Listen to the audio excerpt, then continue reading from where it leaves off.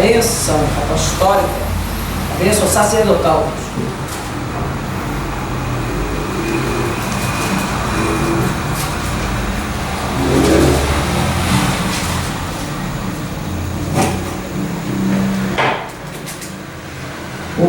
Capítulo 6, versículo a partir do 22. O modo de abençoar os filhos de Israel. E falou o Senhor a Moisés, dizendo: fala a Arão e a seus filhos, dizendo: assim abençoareis os filhos de Israel, dizendo-lhes: o Senhor te abençoe e te guarde. O Senhor faça resplandecer o seu rosto sobre ti e tenha misericórdia de ti. O Senhor sobre ti levante o seu rosto e te dê a paz. Assim porão o meu nome sobre os filhos de Israel e eu os abençoarei. Amém. Oh, querido e eterno Pai, no nome de Jesus Cristo de Nazaré, todos nós, Pai, queremos ser alcançados pelas tuas bênçãos, pela tua graça, pela tua misericórdia, pelo teu favor, pelo teu amor, Senhor. Nos dá, ó Pai, eterno entendimento para estarmos, ó Pai, sempre debaixo da tua vontade, debaixo da tua cobertura e da orientação do teu Espírito. Que esta noite, mais uma vez, a tua palavra possa falar poderosamente aos nossos corações e nos orientar segundo a tua vontade, segundo a tua verdade, em nome de Jesus Cristo de Nazaré, em nome de Jesus. Amém? Graças a Deus, irmãos, podem assentar. O que a gente ouviu aqui? Que tipo de bênção o Senhor manda dar? Manda que Arão impetre sobre a nação de Israel, sobre os filhos de Israel. Ele diz: o Senhor te abençoe e te guarde. Abençoar, que você seja cheio da bênção de Deus. Que Ele também te guarde, que Ele também te proteja. O Senhor faça resplandecer o seu rosto sobre ti e tenha misericórdia de ti. Não que a gente fala todo dia, misericórdia. Eu acho que o estudante termina zero, né? Mas ela fala misericórdia. Então tem horas que você fica assim, só mesmo a graça. Tenha misericórdia de ti. O Senhor sobre ti levante o seu rosto, te dê a paz. Não é isso que a gente precisa? Que todos nós queremos, a paz interior, essa paz que te faz enfrentar os problemas de frente, porque dentro de você há paz. Pois bem, isso é o que todos nós queremos. Mas será que nós alcançamos isso em tempo integral, durante toda a nossa existência, durante toda a nossa caminhada com Cristo? Você vai se sentir abençoado em todo momento? Sim ou não? Eu posso falar que não. Tem momentos em que você se sente meio que na caverna, que você se sente meio desprotegido, que você, no teu coração, ele gera dúvidas. Os problemas ao redor geram dúvidas se você está ou não debaixo da bênção. Os dardos do maligno geram dúvidas se você está ou não debaixo da bênção. E te guarde. Será que a gente se sente guardado e protegido quando a gente está caminhando num lugar perigoso? Num lugar que você sabe que há uma boca de fumo, que há uma estupradora solta, em que há um índice de violência muito alto numa determinada região. Se você entra ali, você tem segurança, tem confiança? Eu estava agora nessa viagem aí, conversando com um irmão, e ele falou assim: não, eu falei, não preocupa não. Ele começou a explicar, eu falei, não preocupa não, vou colocar no GPS, eu chego aí. Aí eu falei assim, tá tranquilo? Aí depois o meu cunhado falou assim: o GPS, você não tem medo não de dar só no GPS? Eu falei, não. Porque o GPS de vez em quando manda alguém para o lugar errado. Aí eu falei, não, estou confiando na misericórdia de Deus. Já fomos parar numa boca já? Aí o pastor pediu informação, a rapaz da boca, como é que fazia para a gente sair daqui. Ele colocou e depois a gente foi embora.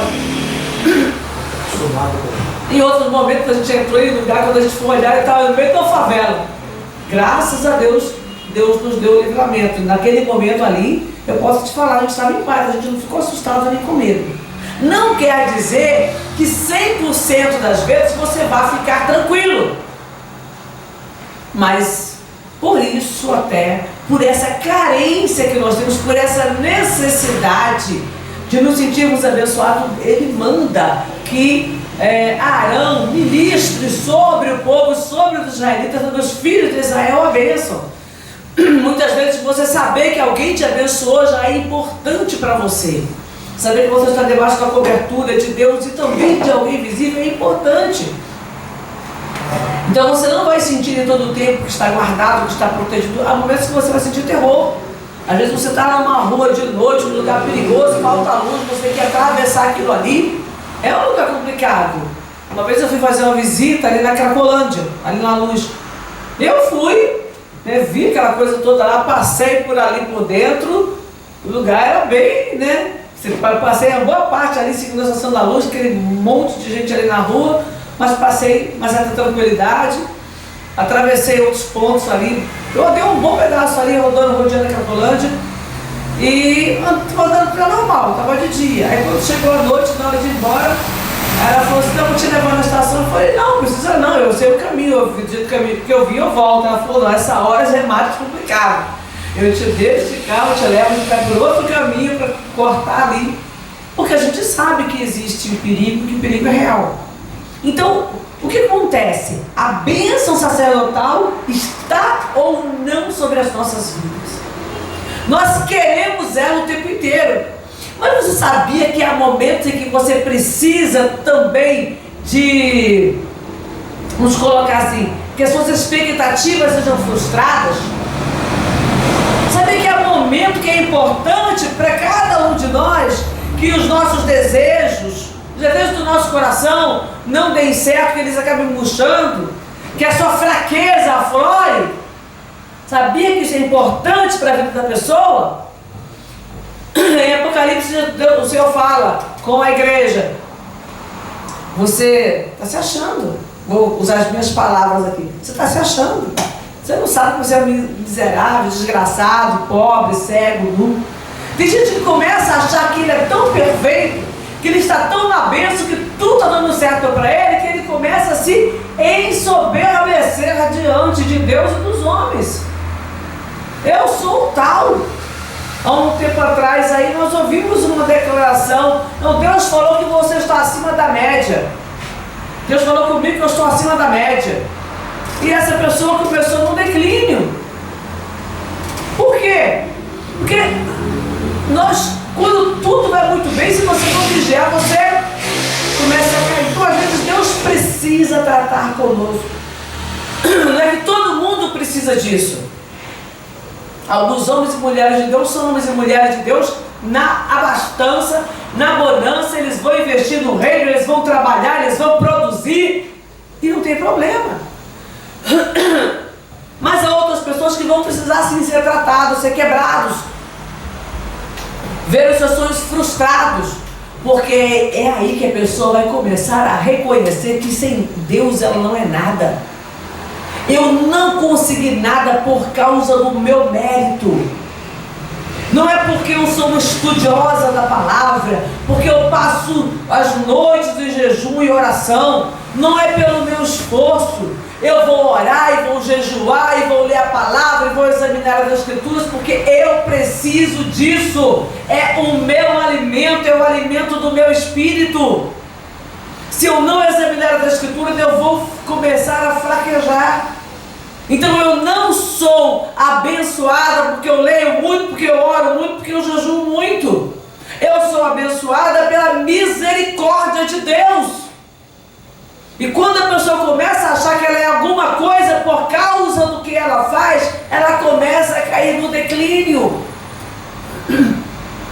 Ela pode até não aparentar, mas a sua vida espiritual começa a cair. Ela começa a achar que ela tem alguma coisa.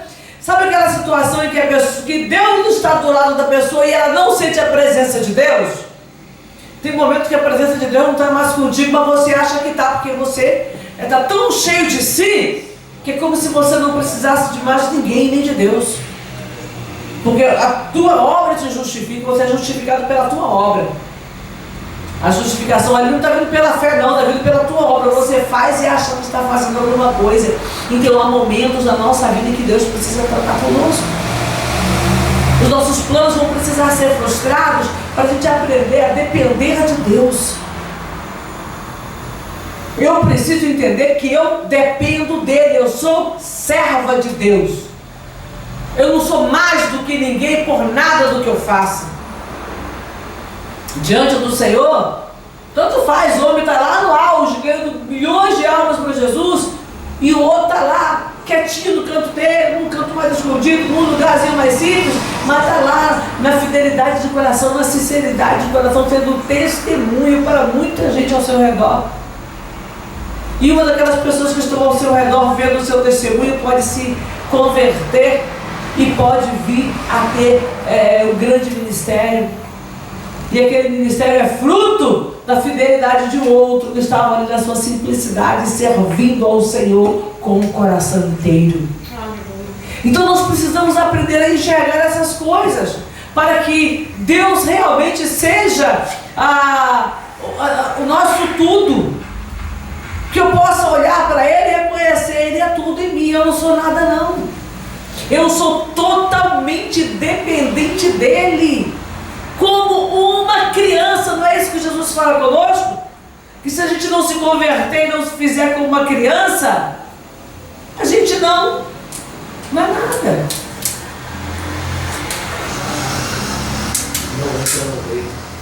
Não vai entrar, não podereis entrar no reino dos céus. Você não pode entrar, você não pode pertencer.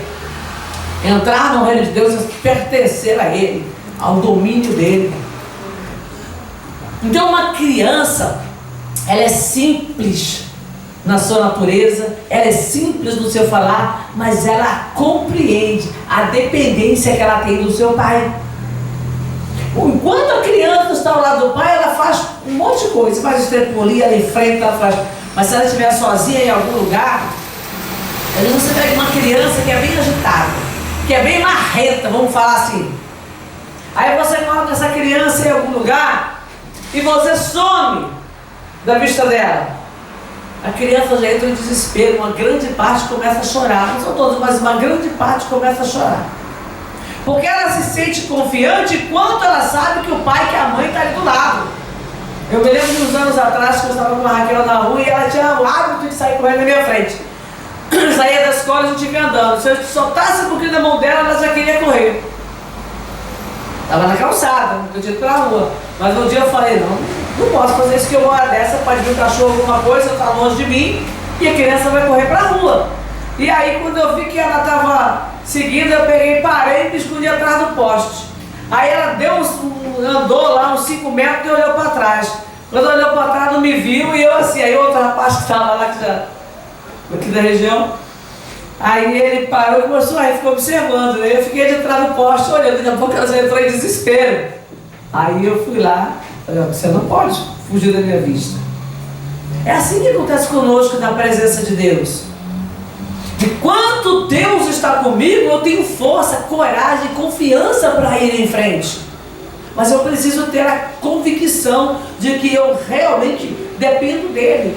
E isso é depender de Deus. É saber que eu preciso que Ele esteja comigo para que eu possa fazer alguma coisa. Então a criança ela quer correr. Ela quer ir na frente. Agora some de perto da criança para você ver. A criança corre um pedaço, depois ela olha para trás. E ela tem ela sabe, vamos colocar assim, que o pai e a mãe vão correr atrás dela. Para ela é até um divertimento. Só que Deus não vai correr atrás da gente se a gente estiver fora da vontade dele, não. Ele vai esperar que a gente tome um susto lá na frente e se volte para ele. Não que os olhos dele não estejam sobre nós, eles vão estar. Eu posso até não ver, mas eles vão estar, porque os olhos de Deus estão sobre toda a terra, contemplando os bons e os maus. Então é muito importante que eu tenha essa dependência de Deus, que eu realmente que eu seja uma pessoa totalmente dependente de Deus, totalmente carente dele. Eu preciso disso. Como uma criança que precisa dos cuidados do pai e da mãe, eu preciso aprender a depender de Deus.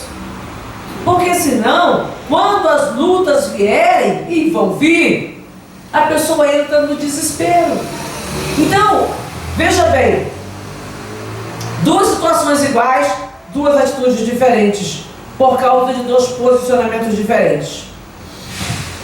Se eu estou na dependência de Deus, eu realmente estou na presença de Deus, a luta vai vir. E eu vou permanecer em paz, eu vou lutar com as armas que Deus me der.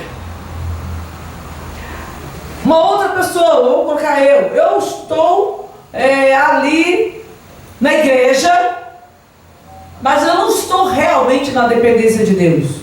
A luta vai vir também. E aí eu me desespero. Eu entro em pânico. Oh, Senhor, tu está vendo, Senhor? Olha o que está passando, Senhor. Aí fica naquele desespero. Aí já não é uma oração de fé, é uma oração do desesperado. Então, o que passa a luta na presença de Deus, ela acaba sendo testemunha para muita gente. O que passa a luta no desespero, todo mundo vai perceber que está no desespero tão grande, vai falar, nossa, mas você não tem fé, fica nesse desespero, nessa aflição, nessa inquietação. Então nós precisamos ter confiança no Senhor, precisamos andar na presença dEle. E uma coisa é acreditar que Deus me abençoa. Uma outra coisa é eu viver debaixo da bênção. Eu não posso ser como um filho rebelde. Meu pai está aqui, ele tem obrigação de cuidar de mim. Você vai vivenciar uma situação de um filho que eu fiquei meio, não vou entrar em detalhes aqui, óbvio, nem vou dar um testemunho exato, mas eu vi um filho que o pai tinha decidido uma coisa. Eu conversei com o filho decidiu uma outra coisa totalmente diferente e falou assim, e é assim, e vai ser assim, porque é isso que eu quero. O pai deveria ter o poder, tem o poder de decisão final, mas o filho falou, não, vai ser assim. Pode falar, pode contar que é 99% de chance de ser assim. Porque foi o que eu decidi. E ele não podia decidir daquela maneira. E aí o pai teve que pelejar e falar, eu consegui convencer meu filho. Então, às vezes, nós agimos assim diante de Deus. O controle está nas mãos dele. Mas eu quero fazer a minha vontade porque há interesses meus. Então, será que Deus se sujeita a nós como nós pais muitas vezes nos sujeitamos aos nossos filhos? Muitas vezes os pais se sujeitam para evitar um problema, para evitar uma confusão, para evitar algumas coisas. E Deus? Qual é a atitude dele para conosco? Deus é justo. Ele vai dar a cada um de nós segundo aquilo que for justo. É simples assim. Abra aí Romanos 12, 2. Carta aos Romanos.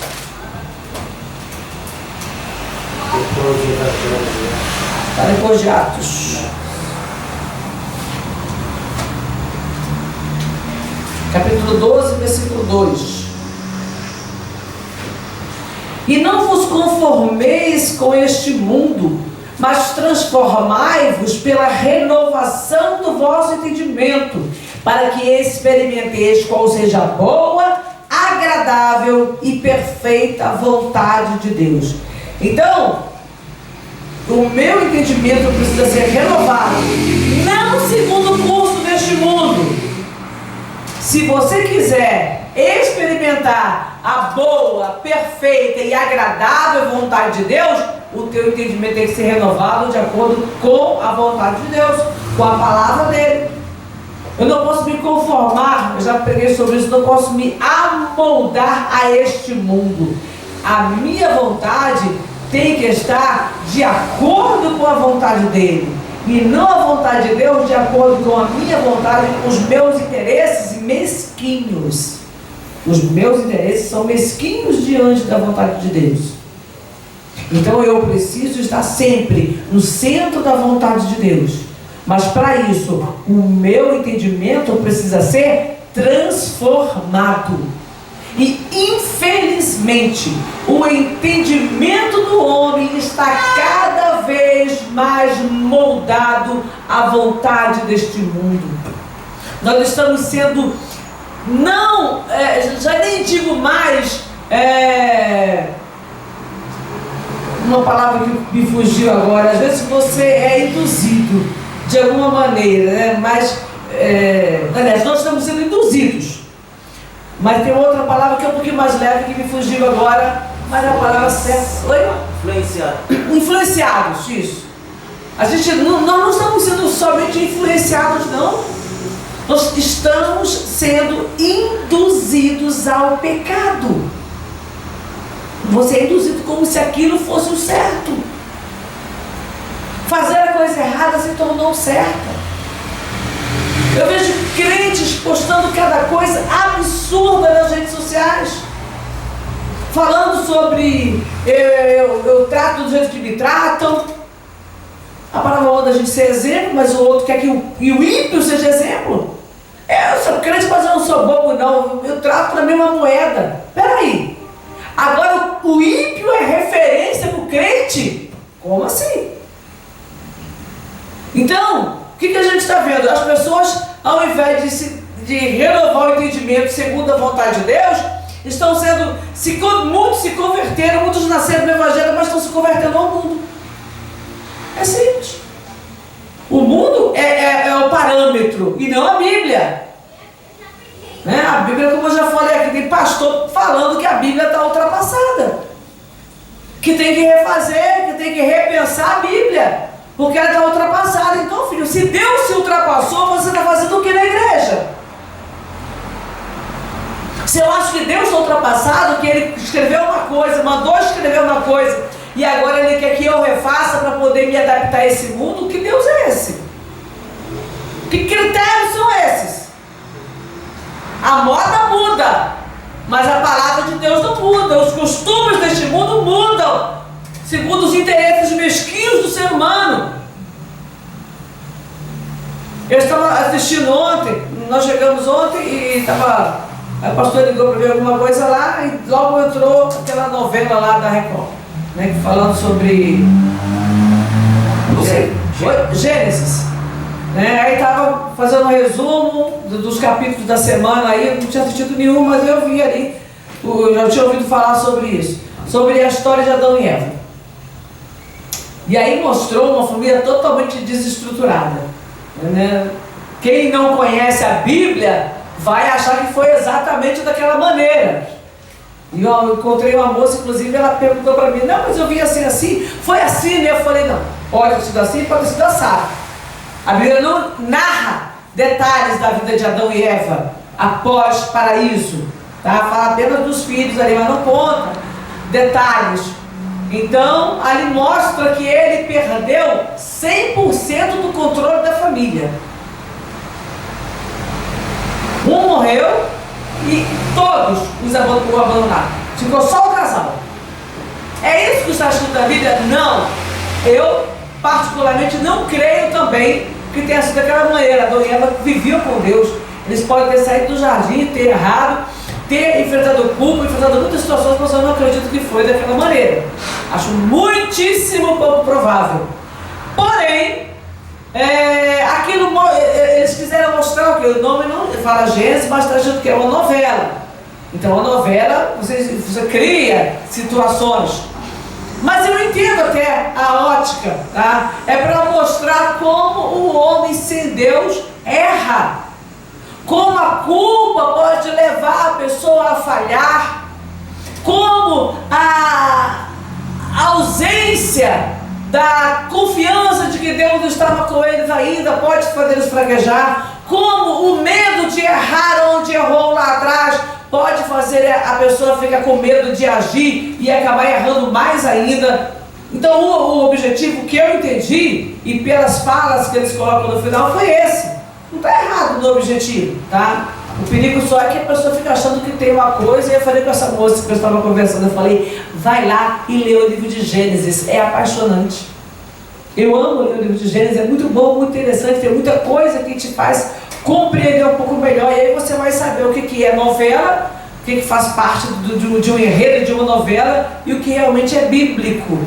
Houve a morte dos irmãos? Houve, por causa de ciúme? Houve. Houve depois do nascimento de um outro filho? Houve. Havia problema de família? Certamente havia, porque toda família tem problemas, tá? Só que não é daquela maneira. Então você vai lá e examine as Escrituras para que você possa compreender, tá? Então, se eu quero hoje ter a bênção de Deus na minha vida, eu tenho que entender que em alguns momentos Deus vai me dar uma situação diferente, vai me colocar numa situação diferente para que eu aprenda a temer, para que eu aprenda a me humilhar, para que eu aprenda a me posicionar. E aí sim, eu vou aprender a experimentar a boa, perfeita e agradável vontade de Deus, que é o quê? Amém. Me dar a bênção que Deus mandou que Arão impetrasse nos filhos de Israel, que Abraão ministrasse na vida dos filhos de Israel. Deus quer realmente. Não pense que é diferente não. Deus realmente quer que aquela bênção que ele ministrou, mandou ministrar aos israelitas, Deus quer realmente que essa bênção alcance o homem. Mas o homem precisa estar debaixo da vontade de Deus, humilhado. Ele precisa estar ali quebrantado, ele precisa estar ali como servo e também como filho.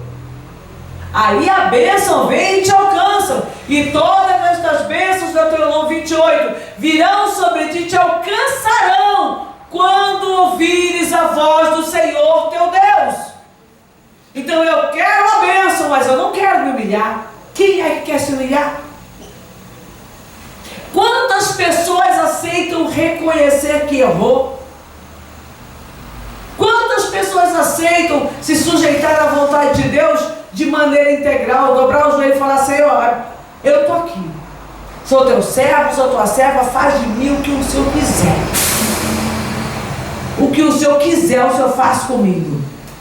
Quantas vezes nós estamos realmente dispostos a permitir? Às vezes a pessoa até fala, mas ela não consegue permitir que Deus faça, porque a vontade dela tem que prevalecer, porque ela não quer se humilhar diante das pessoas, não quer se humilhar diante de Deus, do próprio Deus.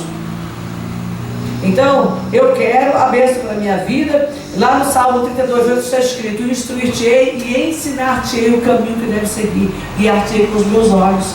Deus quer fazer isso. Deus quer nos guiar. E se Ele me guia, a bênção está sobre a minha vida. Aí Ele me guarda, Ele me protege, e eu posso passar pelo vale da sombra da morte, que Ele vai estar comigo. E eu posso morrer. Uma palavra que eu estava compartilhando essa semana sobre Sadraque, Mesaque e Abednego. Gente, para mim é apaixonante a declaração daqueles homens. Se o Senhor me quiser, Ele pode me livrar. Se Deus não quiser me livrar, eu não vou dobrar os joelhos, eu não vou me sujeitar ao curso deste mundo. Eu morro, mas eu não me sujeito ao curso desse mundo. Esther, eu vou lá diante do rei, vou falar com o rei, Mardoqueu. Mandou um recado contigo. Ainda que não é segundo a lei aqui. Não é assim que a lei daqui funciona, não. Mas eu vou lá. Vamos orar, vamos jejuar, todo mundo aqui vai jejuar também. E eu vou, se eu tiver que morrer, eu morro.